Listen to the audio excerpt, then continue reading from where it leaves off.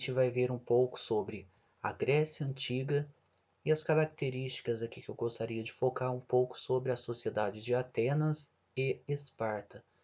Só que antes da gente falar sobre a sociedade ateniense e espartana, é bom a gente conhecer um pouco como que se deu o processo de formação dos povos da Grécia Antiga, tá certo?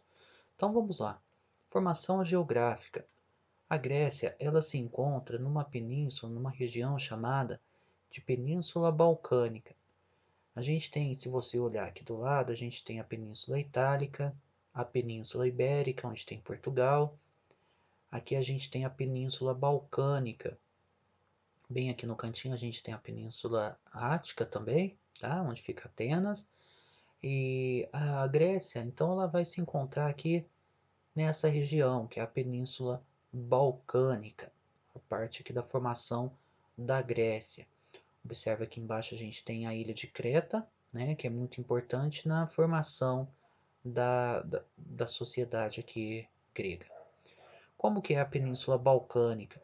A Península Balcânica é uma região com muita montanha, é uma região muito montanhosa, com poucas terras que são férteis.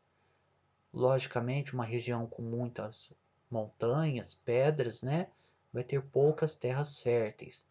Algumas das partes mais férteis aqui vai se encontrar aí na região do Peloponeso. O que acontece com terras pouco férteis? Vem dificultar a atividade agrícola, que é um importante traço aí das culturas, né? Bom, como que se deu a formação da sociedade grega? A sociedade grega ela foi formada por uma miscigenação de culturas e povos. A gente tem os povos dórios, os aqueus, os eólios, os jônios, que são os principais povos que começaram a migrar aqui para a região da Península Balcânica. Cada povo traz em si já uma cultura, né? Então, a cultura dos dórios é diferente da cultura dos aqueus, dos eólios, dos jônios. Então, houve uma miscigenação cultural aqui na formação da civilização grega. Aqui embaixo a gente tem a ilha de Creta, né, que teve grande influência da civilização minoica. Quais são os povos que ocuparam essa região aqui da ilha de Creta? Os povos aqueus. Então, os aqueus eles ocuparam a parte da ilha de Creta.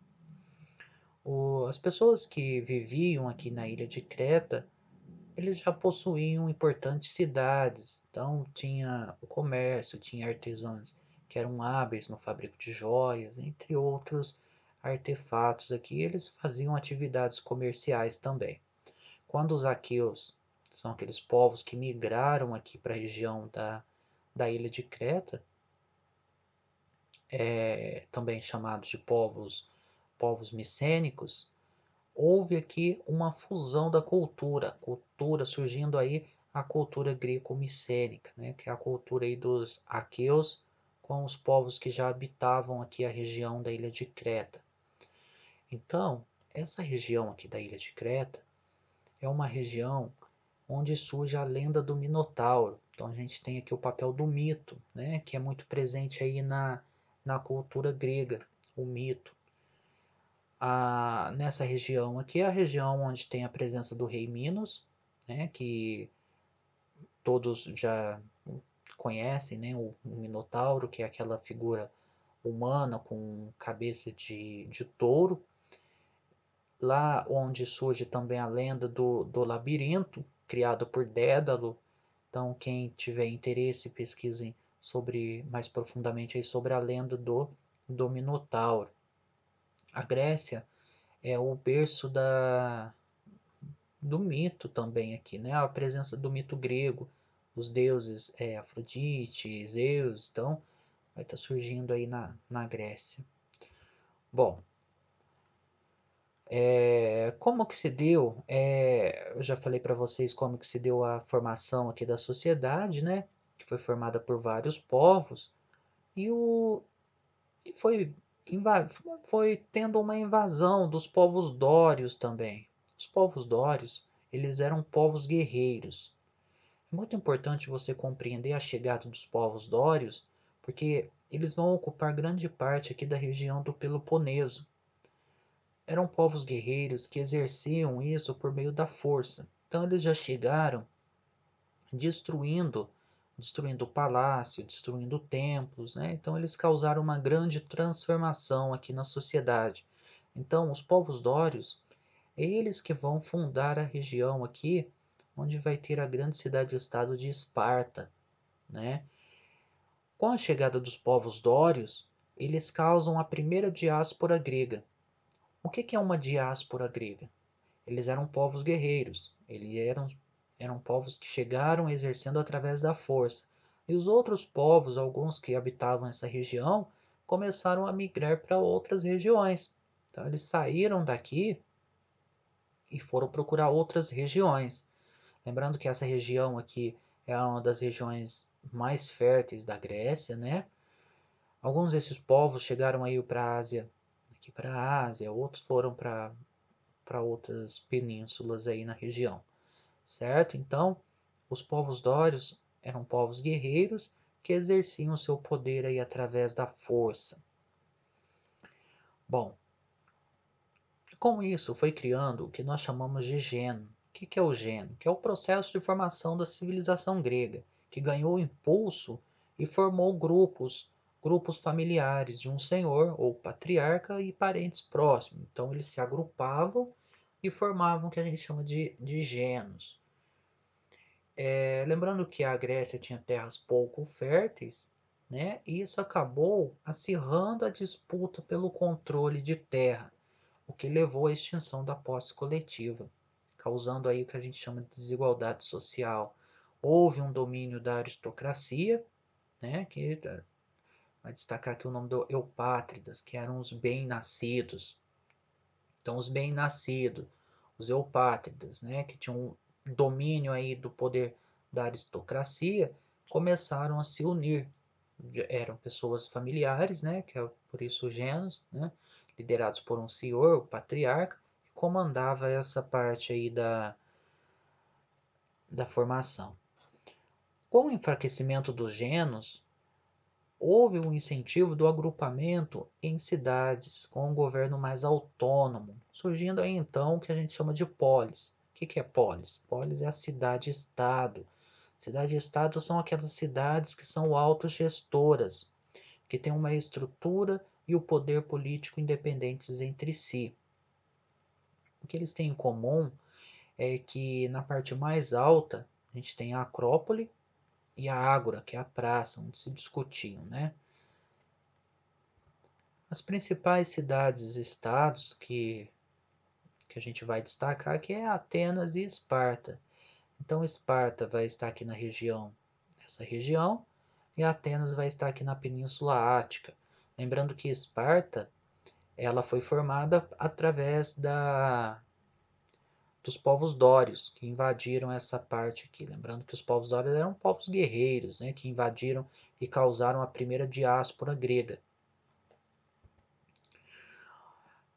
Como eu disse, os dórios eles invadiram a região aí do Peloponeso, que era uma região mais fértil, eram povos guerreiros e tinham como costume a aristocracia, que era o governo de poucos. Eles tinham uma rígida disciplina militar. Então, lembrando que, mais uma vez, eram povos guerreiros que causaram aí a primeira diáspora grega, né? Então, olha só, tem a imagem aqui que retrata muito bem, né, do filme 300, para vocês compreenderem um pouco melhor, a criança, quando ela nascia e era considerada perfeita, se não fosse considerada perfeita, era morta, aos 8 anos ela era entregue ao Estado, onde ela tinha uma rígida educação militar. Aprendia também artes, filosofia, né? Mas era focado na educação militar. Com os 18 anos, a criança em Esparta, ela se formava e ingressava no exército, que ficava até os 60 anos. Os gregos vão dar muito valor às pessoas mais velhas, né? A mulher espartana. A mulher espartana, ela tinha um papel mais ativo aqui na sociedade. Ela já tinha um treinamento físico, só que esse treinamento físico aqui era com a intenção de preparar ela para dar o parto à luz a indivíduos aptos a exercer atividades lá no exército. Ela participava de jogos, de atividades esportivas, controlava as finanças, né? Porque os maridos ficavam a maior parte no exército, né? Elas se casavam um pouco mais tarde, aproximadamente entre os 18 e 20 anos. Então ela vai participar muito aqui dessas partes de treinamento físico, de esportes. Como que era a sociedade espartana? A sociedade espartana era composta por três tipos de povos. A gente tinha os espartanos. Quem eram os espartanos? Eram os únicos com direitos de cidadania, que eram os descendentes dos dórios. Então, esses descendentes dos dórios eram os únicos que tinham direitos de cidadania. Eles possuíam as melhores terras, eles dedicavam seu tempo ao exército e à política. Quando os dórios invadiram a região aí do Peloponeso, alguns povos que não saíram aí na primeira diáspora e não resistiram à ocupação eram os periecos, que eram os antigos habitantes, mas eles não tinham direitos políticos. Os únicos que tinham direitos políticos eram os homens descendentes dos dórios. Em Esparta, apesar da participação ativa da mulher em quesito militar, né, ela não vai ter um papel aí político. Ela não é considerada uma pessoa com direito de cidadania. Outros povos também são os eliotas, que eram os antigos habitantes da região. Esses eliotas, eles resistiram à ocupação. O que aconteceu com eles? Foram transformados em escravos. Eles não saíram com a primeira diáspora e nem resistiram, né? Eles resistiram à ocupação e foram transformados aí em escravos. Como que era a estrutura do governo espartano? Então, em Esparta eles tinham dois reis. Esses dois reis concentravam os poderes militares, religioso, judiciário e eles presidiam a Gerúsia. O que era a Gerúsia? Eram 28 gerontes, homens com mais de 60 anos que eram eleitos pela Apela. Eles que propunham leis e julgavam crimes. Quando eu digo que eles eram eleitos pela Apela, a Apela era uma assembleia com homens com mais de 30 anos, que elegiam os gerontes e os éforos. Aí a gente tem o eforato, que 5 éforos, que eram magistrados, eles eram eleitos anualmente pela Apela. Eles fiscalizavam todo o governo, incluindo os reis, tá vendo? Então aqui tem um regime de colaboração, né? Vamos ver um pouquinho sobre Atenas.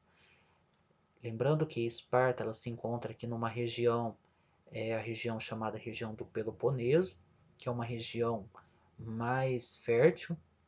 A Península Balcânica é uma região com terras pouco férteis. Então os dórios invadiram Esparta, invadiram os dórios invadiram essa região e criaram a cidade-estado de Esparta. Aí a gente vai ter Atenas aqui do outro lado, que vai ficar aqui na ponta da Península Ática. Ela foi fundada pelos jônios, então pelos povos jônios. Era uma região que não é muito fértil, então eles dependiam muito do comércio, eles tinham um comércio muito efetivo e uma cultura muito presente aí. A criança ateniense, a partir dos 7 anos, ela era orientada por um pedagogo. Então o que ela aprendia? Ela aprendia artes plásticas, música, filosofia, atividades físicas, diferente das crianças espartanas, né, que tinham aprendiam também um pouco de música, filosofia, só que a sua educação era voltada mais para as práticas do exército. A mulher ateniense. A mulher ateniense era preparada para a procriação. Ela vivia no mundo doméstico, se casava muito cedo, com 12 ou 13 anos. E ela não participava aqui também do mundo político, assim como a mulher a mulher espartana, a mulher ateniense também não participava do mundo político. Só que a mulher ideal, a mulher ateniense ideal, era aquela mulher que frágil, de pele clara, que ficava em casa, que ficava pronta para a procriação, diferente da mulher espartana, que já participava de jogos, praticava atividades físicas. Como que era a estrutura do governo ateniense? Então a gente vai ter no início aí a monarquia, vários processos, a aristocracia, e que vai cair aí com Clístenes, que vai dividir a região da Península Ática em 100 unidades, que vai ser denominadas de demos. Cada demo vai ter um demiarca, que é o chefe. E esse chefe, ele é escolhido pelo voto nas assembleias. Então, deixa de ser a aristocracia e passa a ser a democracia. Lembrando, olha aqui, Clístenes dividiu a região ática em 100 unidades, que deu o nome de demos. Demos, a gente vai ter o chefe, o demiarca. A gente vai ter a forma de governo democrático, a democracia. Só que a democracia ateniense é um governo do povo, né? Ou o governo da maioria. Só que assegurava três direitos aos cidadãos: a liberdade individual, a igualdade perante a lei e o direito de expressar as suas opiniões. Só que só eram considerados cidadãos os homens livres maiores de 18 anos. Não eram considerados cidadãos as mulheres, os escravos, os ex-escravos, os estrangeiros. Esses todos eram impedidos de participar das assembleias. Lembra que os representantes eram eleitos nas assembleias? Só que só eram considerados cidadãos os homens, olha só, os homens maiores de 18 anos. Não eram considerados mulheres, escravos, ex-escravo, estrangeiro. Então é diferente da noção aí de democracia que a gente tem hoje, né? Arte e o comércio ateniense. Atenas e a Grécia em si, né, se tornou um importante centro comercial, artístico, cultural. Então a gente tem um papel das artes, da música, da poesia. Quando a gente fala em democracia ateniense, a gente logo já pensa na democracia contemporânea, a nossa democracia. Mas qual que é a diferença da democracia ateniense com a democracia contemporânea? A democracia ateniense, um dos focos principais, além da questão dos cidadãos, né, é a participação direta. Todo cidadão podia participar da polis, podia participar, né, na polis. Então, lembrando, quem era considerado cidadão? Somente os homens maiores aí de 18 anos podiam participar.